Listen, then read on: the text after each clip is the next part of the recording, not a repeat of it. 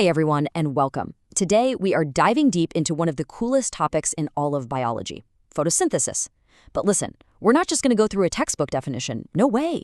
We're going to treat this like a scientific mystery, a puzzle that scientists had to solve piece by piece. And our goal is super clear. By the time we're done here, you are going to master this topic and be totally ready to ace it on your board exams. So here's our game plan. We'll kick things off with the big puzzle that had early scientists scratching their heads. Then we'll look at the brilliant idea that cracked the whole case open and get into the real science of it all. After that, it's all about you and the exam. We'll cover common mistakes, practice real board questions, and then wrap it all up with a lightning-fast 60-second revision. Sound good? Let's get into it. All right, first up, Section 1, the energy puzzle. We got to go back in time for this one, way before we had all the answers to a time when scientists were stuck on a huge question about energy. Okay, so think about it like this. People already knew that when you burn something, like a piece of wood, you're basically combining carbon with oxygen. And what do you get? A ton of energy, right? Heat, light, the whole deal. So a few clever scientists started thinking, wait a minute, what plants are doing is the exact opposite of that. They take in carbon dioxide and water to build themselves up. So if burning something releases energy, it just had to mean that doing the reverse, what plants do, must require energy. It has to. And that's a really solid point, isn't it? I mean, you can't just create energy from nothing. So for plants to run these incredible little food factories, they absolutely needed an external power source. But that was the big mystery. Where on earth was this energy coming from? Well, that question leads us straight to our hero of the story. Let's get into Section 2, Ingenhouse's bright idea, and see how one Dutch scientist and a simple experiment solved this whole thing. So picture this. The year is 1779, and a scientist named Jan Ingenhouse is doing some experiments with an underwater plant called hydrilla. And he notices something really interesting.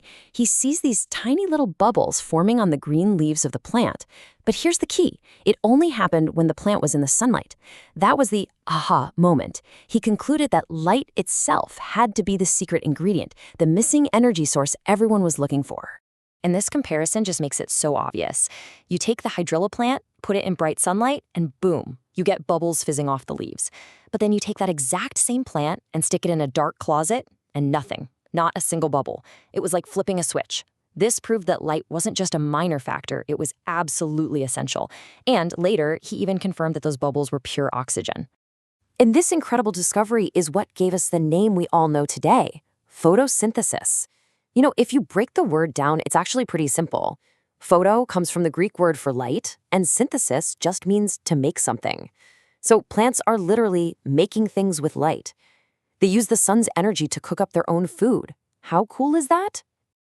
Okay, so Ingenhouse totally cracked the case for us. Now, let's fast forward and dive into the modern science of it all. Welcome to Section 3, the science of sunlight, where we'll cover the what, where, and how of photosynthesis. Okay, don't let this equation scare you. Seriously, just think of it like a recipe. On the left side, you've got your ingredients, your reactants. You need 6 molecules of carbon dioxide and 6 molecules of water. Then, you've got the arrow, which is like the oven. What do you need to make the recipe work? Well, you need sunlight for energy and chlorophyll to capture that energy. And on the right side, you get your final dish, the products. 1 molecule of glucose, which is the plant's food, and 6 molecules of oxygen, which is just the waste product. So let's quickly meet the key players in this whole operation. The site, the little kitchen where it all happens, is inside the chloroplasts in the plant cells. The special green pigment that actually grabs the sunlight is chlorophyll. It's like a tiny solar panel. The energy source, of course, is sunlight. The raw materials are what you start with, carbon dioxide and water, and the final products are glucose, the food, and oxygen, the waste gas that, lucky for us, we get to breathe. All right, we've got the science down. Now let's switch gears and talk about the most important thing for you right now, the exam.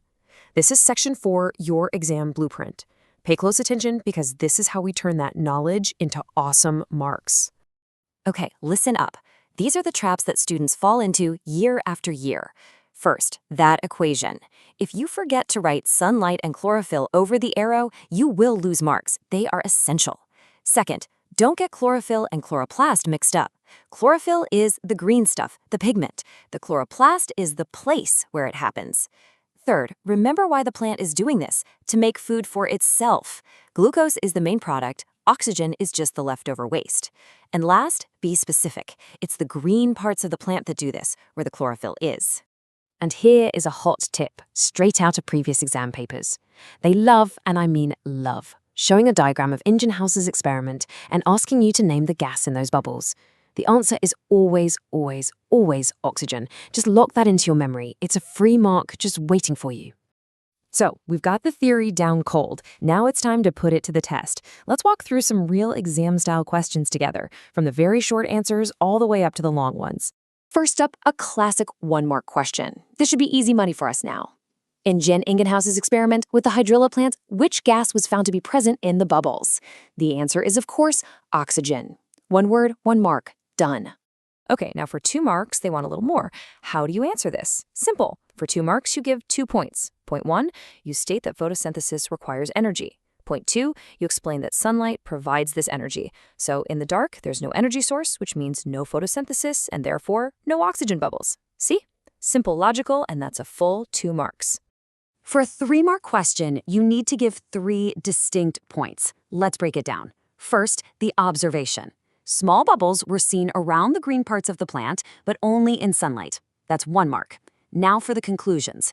Conclusion 1, light is essential for this process. That's your 2nd mark.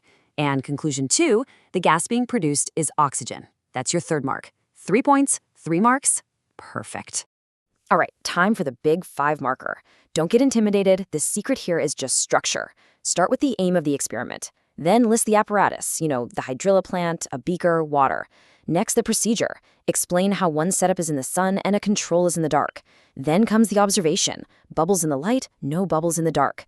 And finally, the conclusion. This proves that light is essential for photosynthesis. You follow that structure, you'll get every single one of those 5 marks. And finally, let's look at a diagram question. Imagine you see a drawing of the hydrilla setup, sunlight shining on it, bubbles coming off the leaves. The question asks what the bubbles are and why they are forming. You give a 2-part answer. First, you identify the bubbles. They are oxygen gas. Second, you explain why they're forming, because the plant is performing photosynthesis, using sunlight's energy, which releases oxygen. That's a full and complete answer. Woof! We have covered a ton of ground. But before we sign off, let's do a super quick, high-speed revision to make sure all this information sticks. You ready for a 60-second recap? Okay, let's go. Photosynthesis needs energy, and that energy comes from sunlight. Who proved it? Jan Ingenhouse in 1779 with his hydrilla experiment.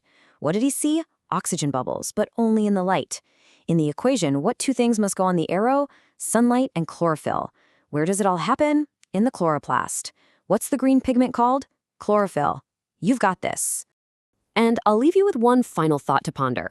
We've just spent all this time talking about how crucial direct sunlight is. So how do plants survive on really cloudy days? Or what about the plants that live in the deep, dark shade of a forest floor? How do they manage? Something to think about. All right, that's everything for today. All the best for your exams.